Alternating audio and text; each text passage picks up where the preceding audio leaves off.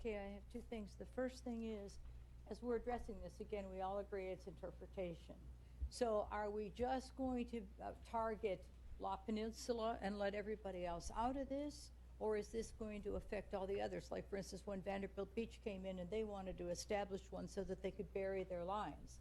And we all voted on that, and we felt that they would be allowed to do that. Now, each of these things that comes forward, does this mean we're never going to accept one, or only from La Pen? I think that that ought to be, you know, because if we're just targeting one community, that's, I think that that's illegal. But anyway, the second thing is, Tony Pierce, could you come up for just a moment? No public speakers under a public petition. That's the rules, and we've always abide by those. Mr. Pierce can definitely, you know, send correspondence to the commissioners. This is going to be reheard if this is this motion passed. So that would be the time that the public in general can speak on the item. Okay, I want to address some things. Commissioner Fiala, you stated about these other MS. Well, is also on Yeah, it. and I said I was going to speak after you.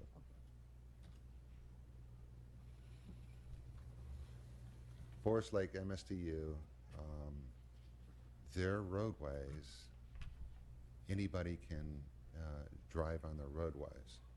Pelican Bay, we have a ownership within the Clam Bay system, including the stormwater, and again, the general public can enjoy driving down Pelican Bay Boulevard. Radio Road East was formed as a MSTU, taxing the people in the area to make improvements on county property. They're going to have to. Okay, and Pine Ridge is not a gated community. The people can go down there. There's been many improvements, including street repaving, configuration, and drainage for that road. And again, the public purpose was stated in the ordinance of benefiting the residents in La Peninsula. And in fact, back in that meeting, the county attorney stated this is the first that this has ever happened, not only in the county, but in the state of Florida. So it is setting precedence.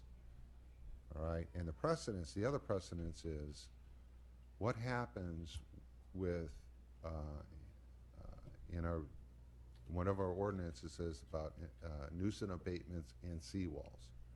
What are we going to do for all these other citizens that county staff has gone out there due to public complaint and said, your seawall has not been, it's in disrepair, you need to fix it. Are we going to create a taxing mechanism to fix all those seawalls? Okay, that's one consideration. Besides the fact that we have so many homeowners associations in Collier County, and what are we saying to the ones that have collect assessments and done the right thing by fixing their roofs, fixing their drainage, fixing their sidewalks? Are we going to say, don't do that anymore? You can petition us as long as the majority of your residents that we can provide that funding mechanism. I mean, it's a real slippery slope if we go down here. Besides the fact is legal challenge. And quite frankly, we create this, we get a loan or a bond, we deposit the funds, the board approves the contract to replace this seawall. Is the clerk of the court going to pay the contractor to do that? That will delay what is the assumption that this seawall needs to be replaced, contrary to some of the residents within the peninsula, because it was a residents who called in for a anonymous complaint that the HOA said the seawall needs to be replaced. And again, our own engineer says it only needs to be repaired. So it's more than a global issue about legal issues.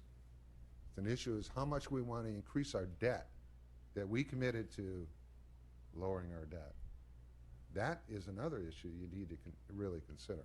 And with that, I'll turn it over to. That's our debt. I don't understand that. Maybe that we don't have to hold any money up or give them any money. How does it affect our debt? Okay. There's a misconception that this is their money. It's not. And in fact, it says the MSBU is controlled under the governing body, the Board of Commissioners. This money will be a part of our budgeting process. It will, if we borrow money, it is the county's debt. It would be recognized throughout. If it was just a matter of loaning them money and let them fix it, we wouldn't have to involve the clerk. We wouldn't have to, the chairman wouldn't have to sign, or the vice chair in this case, if it goes through, wouldn't have to sign the loan or the bond. It's the public's money. So it's recognized, and it will, you can ask Mark Isaacson if it's going to be part of the county debt. I think we're not allowed to hear from people, you said. County staff has responded to public petitions in the past, but you can ask the budget director in the future, or you can ask him. He's standing right up there. It's your privilege. Go ahead. Commissioners, Mark Isaacson, your Director of Corporate Finance. We have debt issued for Forest Lakes. We have debt issued for the Radio Road. We have CRA debt. It's all part of our portfolio. The only thing that's not part of our portfolio is what we call conduit debt. That's debt issued through the one of the Health Facilities Authority or the Industrial Development Authority, things of those natures. What I get concerned about is simply the repayment source. What's the source of repayment?